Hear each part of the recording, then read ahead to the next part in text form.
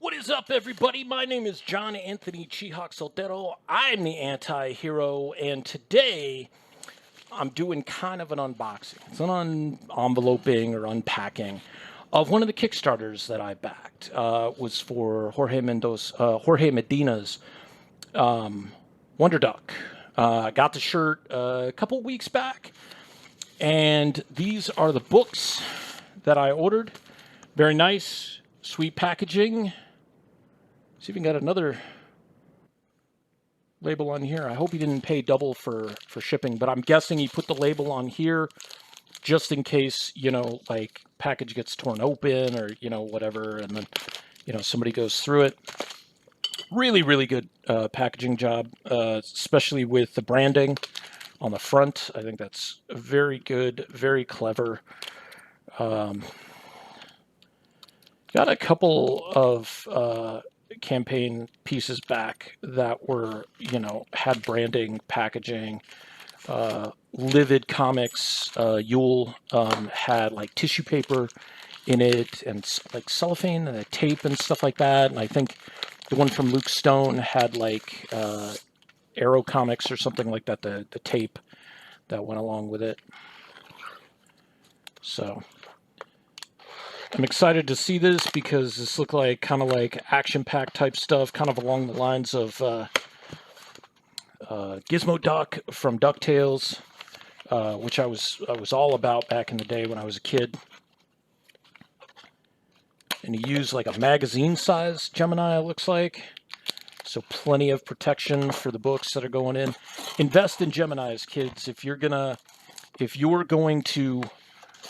do Kickstarters or, sell comic books or sell your own book and you're doing fulfillment, invest in Geminis. So about the only bad thing I see so far is if you're going to do this, and I'll show you in a second, probably a good idea, you put the prints in and tape them down. And use masking tape, like real true blue masking tape. It's not the brand of it, but it's actual masking tape. It's like for painters, so it doesn't stick. It sticks just enough. So we've got, I would have suggested either, putting them in a print bag or doing a little fold on it so you can peel it off a little bit easier. So we got this first Wonder Duck. And we'll see once we crack these babies open and look through them. These are panels from the book that he recreated as prints, or if these are indeed, and some of these look like pinups and cover concepts. That's a great one. I like that. I like all this like negative space up here too. I think that works really, really well.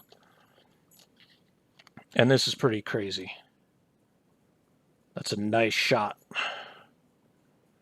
Also, you can't really see it very well on camera, but he's got his trademarking information down here, which is super important. It's almost like a watermark of sorts, because if somebody's going to rip it off, they're going to have to Photoshop over that or, do the really BS thing and crop it.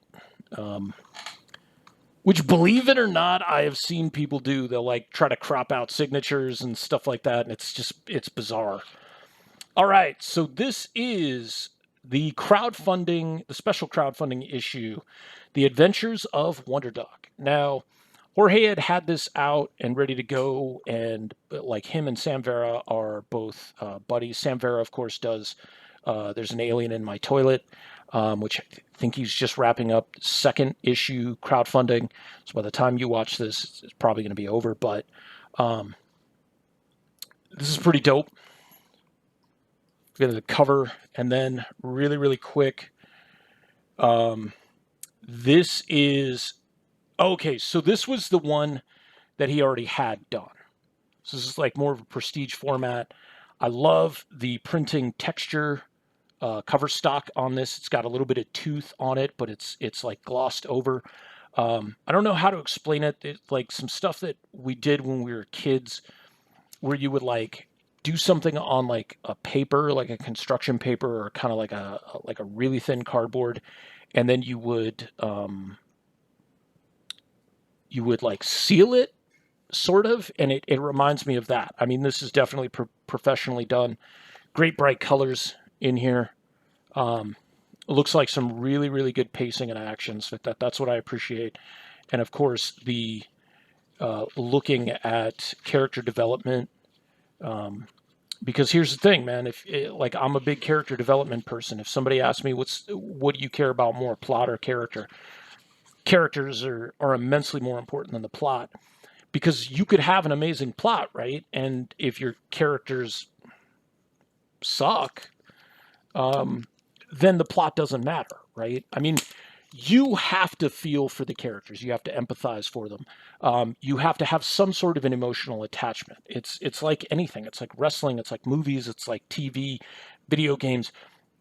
If there's no pathos for that character, then people won't gravitate towards them. Oh yeah. Here we go. See, that's one of the print images right there. He got this done through Comics Wellspring, who I believe I got my first books ever printed through. Comics Wellspring also printed the first print of the Bubba Patrol. This is kind of sweet. So, like, you got some back to the basics sketches of, like, character sketches from, like, when he was first starting out. And the dates on these are, like, from 2006. He's got a 1991 sketch, is one of his first sketches back from the early 90s, is when he was developing these characters. So, like, he's been developing the Wonder Duck character even longer than I've been developing Nash and Agnew and stuff like that, because those are my longest running characters, are Nash and Agnew. This is great. This is really well done. Kudos also to Bagging and Boarding, his book. Some people don't do that. Some people who sell comic books like retail don't even do that. So to have this is like kind of little things that I'm talking about. And I was just talking to my mom about when I picked this up. Is that you do these little things like bagging and boarding your books, or putting your sketch cards into a penny sleeve and a top loader. For the upcoming convention that I'm working on, everything's been sent out. I was just getting some proofs and stuff like that with the printer right now. Earlier today, I should say. And some things that I did extra are I'm buying these like little print bags, like 3x4-inch print bags that have a little hanger on them. And so I can put my stickers in them, so I can put sets of the stickers in them, so it just gives people, like, they don't have to worry about losing them. Like, you got all your stickers, you got all 7 of them or whatever, you got all of them together, and that's good. And then there's going to be the bigger print bags, of course, for the new prints that are coming in at 9x12. And so it's really important, because that it does twofold. One, it shows people that you care about your product. If you're just handing somebody a sketch card that you drew, and they commissioned you to do it, so they didn't come with a card, like, you say you offer sketch cards and you just hand them back a bare card, it might be the greatest sketch card in the world, but if you didn't prepare and have, like, top loaders and penny sleeves and stuff like that, it kind of shows that you don't care about your product. Like, you don't have as much faith in your product as possible. Like, because it's going to sell, it's good, and you want people to respect it as much as you do. It's kind of like if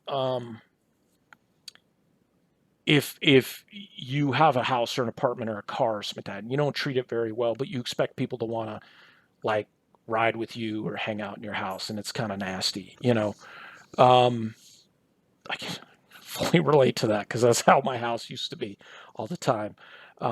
But it's kind of like that. It shows that you don't have a respect for that space. It shows that you don't have a respect for your art. And if you're doing things like bagging and boarding your books, and putting your prints in print bags, and making sure that your stickers are collated together and your buttons are collated together, and you do something extra like that, it shows that you have a respect for what you're doing, and a respect for the industry as a whole.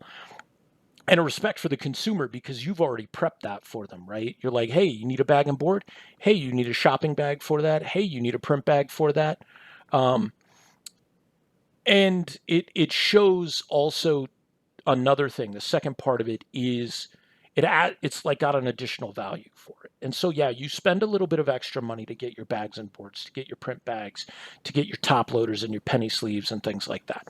And you might look at that as, man, this is costing me like it's $30 here and $50 here and like shipping over here and shipping over here.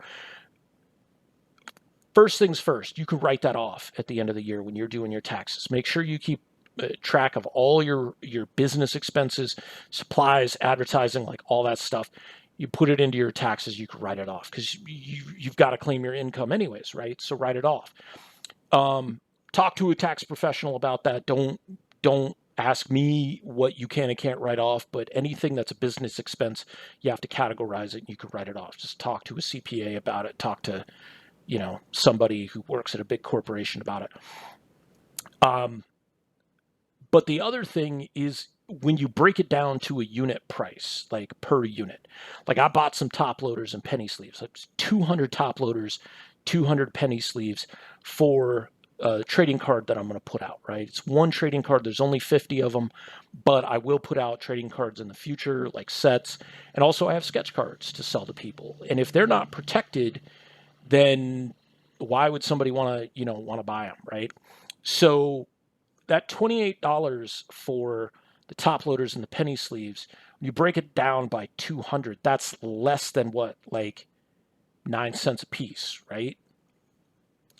So that's a really small investment when you're selling a trading card for $5 or you're selling a sketch card for $10 or $15 or $20, $40, $30 for bags and boards breaks down to, it shouldn't even be that much. So it's like $20, $25 for bags and boards breaks down to like 20 cents a piece, 25 cents a piece, right? So if you break that down and your book is $5 or $10 or whatever, and you bag and board it, it makes people more confident than you just handing them like a raw book. You've signed it and it's smudged and all this other stuff. So, and your print is 10 or $20 and you invested like 3 cents for a print bag and you put it in there. It gives people that sense of like, this person knows what's going on. This person values the work that they're doing. And these are all things that I've learned over the years and learned watching other people and having suggestions given to me and just kind of a trial and error thing. Like I've literally handed somebody a sketch card that was finished and I'm like, I don't know what to give you because I didn't adequately prepare for this moment, because I didn't think anybody would buy any of these. Like that's kind of the thing in the back of your head. And if you're that proactive and you have more of a professional setup than a kind of a haphazard setup, then it's going to attract more people, because people are, especially at a Comic-Con, are going to be more attracted to something that's organized and easy to go through and look through than something that's like a mess. Like I've seen some dealer booths, like some booths with like comics and toys and everything, and it's just all over the place. I've been in shops like that, and like I might be looking for something really specific, or maybe they're having a sale, and that's the only reason I'm in there. Like I wouldn't go in there normally because it's so chaotic and disorganized, or it's really cramped, and cons have such a small space for error when you're talking both space and you're talking dollar revenue.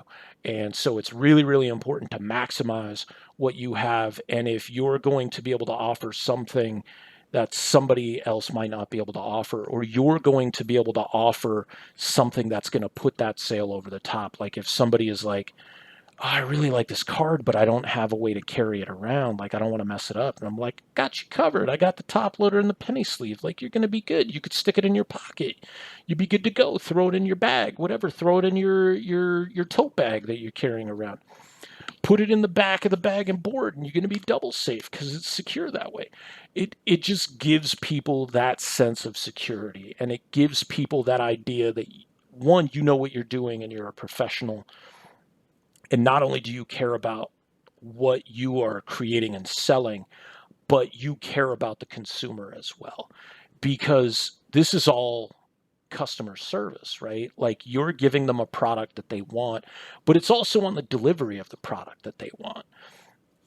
If I'm sitting there, like I used to go to baseball card shows all the time when I was a kid, and there were always the old guys who were sitting there and they were just like not paying attention to anybody, but Billy Big Bucks rolls by, some 40-year-old guy, that's me now, rolling in, with his fat wallet and everything, and all of a sudden that demeanor changed. But when you're a 13-year-old kid and you got $40 in your pocket and you're trying to figure out how to budget the different cards and things that you want, they don't really have time for you, right? So you end up giving this presentation like, I don't want your business because I look really standoffish. And then there was these group of kids that were there all the time. I say kids, they were like 5, 10 years older than I was, college kids. And they were enthusiastic, engaging, like talking to people and be like, man, I remember you. We got some new Xavier McDaniel cards.